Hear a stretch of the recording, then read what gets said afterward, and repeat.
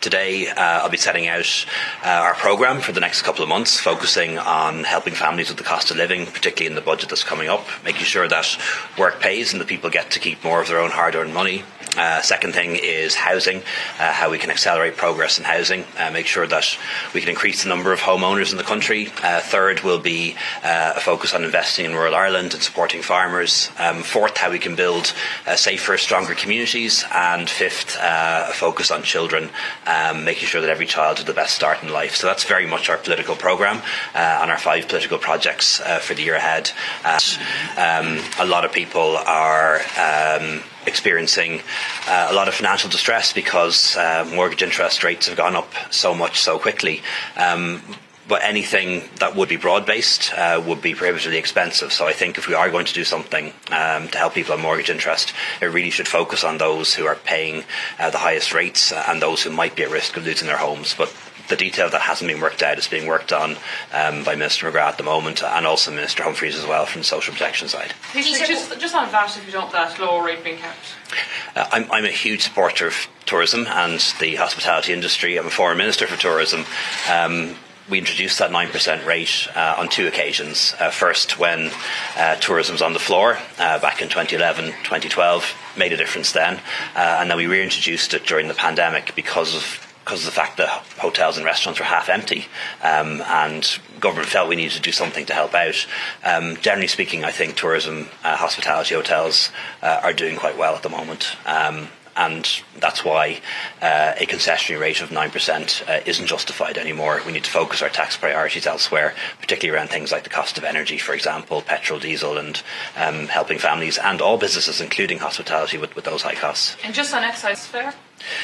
I'd say one of the prices that I'm very aware of, and I know all my colleagues are very aware of, is the price of petrol and diesel. It's the price that's in your face every day as you drive down the road, and it is tacking back up again, in part because some of the temporary tax cuts have been reversed, but also because the price of oil is going up again.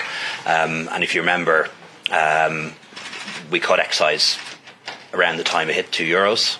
I wouldn't like to see us put excise up, it hit €2 again, and then have to bring it down again. So I think what we'll do between now and budget day is really monitor prices at the pump, and that'll allow us on budget day to make that decision. Taoiseach, can I ask you a specific... Hang on, Charles Aguilar. Taoiseach, just in terms of the IFA that could be caused to those dairy farmers. Yeah, look, I'm going to meet the IFA today with some of my colleagues. I meet the IFA regularly. We have an ongoing engagement.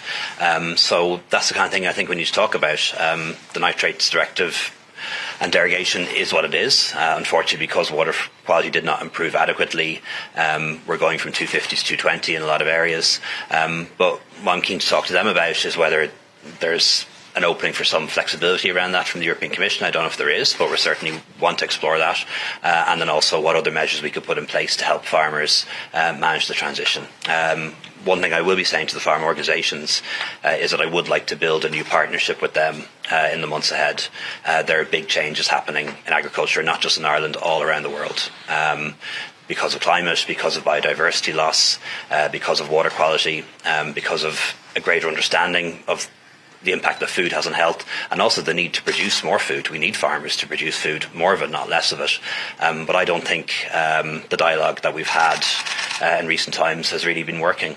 And I think that needs to change, and I'd like there to be a new partnership, the likes of which we have, for example, with the trade unions and the business groups, where we sit down and we try and manage change in the interests of farmers, rather than trying to make out that these changes aren't going to happen or they can be stopped when we all know they can't. Ciara. Just on that, sorry, will there be any supports themselves if we fall in the Greens in the government?